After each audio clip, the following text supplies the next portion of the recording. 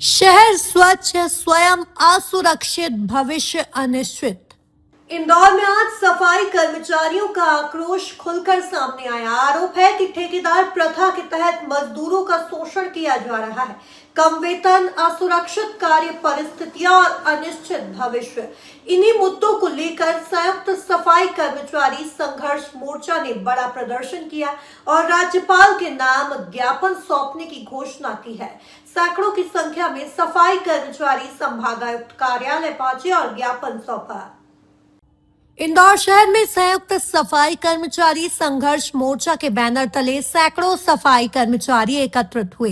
अभिनव कला समाज में सभा हुई। इसके बाद कर्मचारी संभागायुक्त कार्यालय पहुंचे और राज्यपाल के नाम ज्ञापन सौंपा। प्रदर्शनकारियों का आरोप है कि ठेकेदार प्रथा के कारण उन्हें न्यूनतम वेतन तक समय पर नहीं मिलता। कई कर्मचारियों को ईएसआई, पीएफ और अन्य श्रमिक सुविधाओं का लाभ भी नहीं मिल पा रहा। उनका कहना है कि वर्षों से काम करने के बावजूद उन्हें स्थायी नियुक्ति नहीं दी गई, जिससे उनके भविष्य पर अनिश्चितता बनी हुई है। मोर्चा के प्रतिनिधियों ने बताया कि सफाई कर्मचारी शहर को स्वच्छ रखने में अहम भूमिका निभाते हैं, लेकिन उन्हें ही सबसे ज्यादा असुरक्षा और आर्थिक संकट का सामना करना पड़ता है। उन्होंने मांग की है कि ठेकेदार प्रथा को समाप्त किया जाए, सभी सफाई कर्मचारियों को नियमित किया जाए और न्यूनतम वेतन और समय पर भुगतान सुनिश्चित किया जाए। इसके अलावा सामाजिक सुरक्षा योजनाओं का लाभ अनिवार्य रूप से दिया जाए। प्रदर्शन तो हम ही नहीं कर रहे हैं, सारे के सारे श्रमिक संगठन जितने हुए हैं, मजदूरों के संगठन जो है, LIC, बैंक, यूनियन के सारे जो लोग हैं, सबके सब प्रदर्शन करने आए।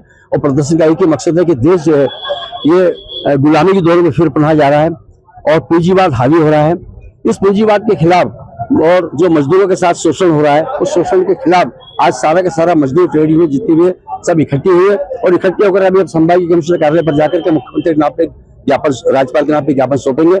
उसमें मांग करेंगे कि जो शोषण हो रहा है उसको बंद किया जाए, नौकरियों पर जो प्रतिबंध लगा है उसको बंद किया जाए और ठेकेदारी प्रथा जो लागू कर रखी है उसको बंद किया जाए।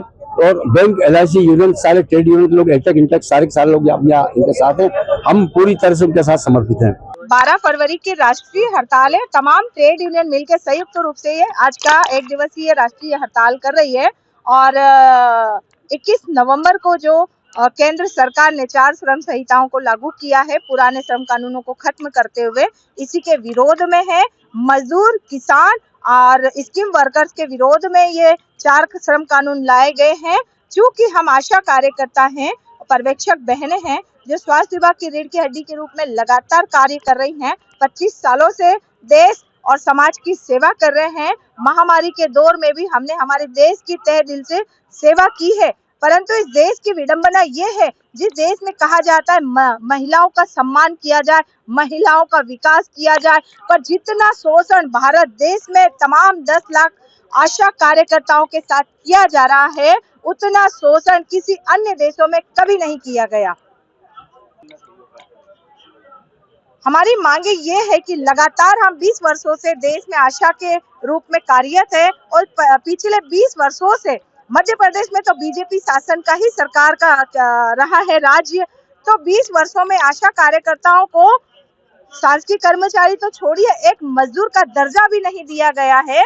क्योंकि अगर मजदूर ये हमें मान ले तो एक कुशल जो मजदूर है उसका न्यूनतम वेतन केंद्र और राज्य ने तय किया है कि 700 साढ़े 700 रुपए प्रतिदिन के हिसाब से उसे दिहाड़ी दी जानी चाहिए। तो हम तो वो आशा कार्यकर्ता है जो ग्रेजुएट है, MA किए हुआ है, मास्टर किया हुआ है, 12th पास है, समय समय पे हमारी ट्रेनिंग हुई है और एक हम कुशल कर्मचारी के रूप में उभर के आए हैं, कुशल कर्मचारी है। अगर हमें ये मजदूर ही मान ले तो 700 रुपए रोज के हिसाब से हमें न्यूनतम वेतन देना चाहिए। और हमारी लगातार मांग है कि हमें सरकारी कर्मचारी का दर्जा दिया जाना चाहिए। संसद भवन में कहा जा रहा है कि 4 श्रम कानून लाए हैं, उसमें ये फायदा है, वो फायदा है, परंतु कोई फायदा नहीं है। धरातल पे देखा जाए तो तमाम कर्मचारी, स्कीम वर्कर्स, मजदूरों का सिर्फ शोषण हो रहा है।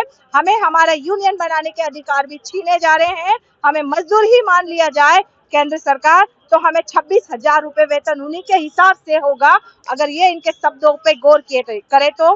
परंतु हमारी मांग है कि हमें सरकारी कर्मचारी का दर्जा दिया जाए, न्यूनतम वेतन 26,000 रुपए दिया जाए और बीमा, ग्रेजुएटी सहित तमाम योजनाओं का लाभ दिया जाए और आशा को रिटायरमेंट पे 5 लाख रुपए की राशि दी जाए और जो मृत्यु में आशा अगर कार्य करते हुए मृत्यु के कालगार में जाती है तो उसको 10 लाख रुपए की सहायता राशि दी जाए और परिवार के किसी घर के सदस्य को सरकारी कर्मचारी का रूप में दर्जा दिया जाए।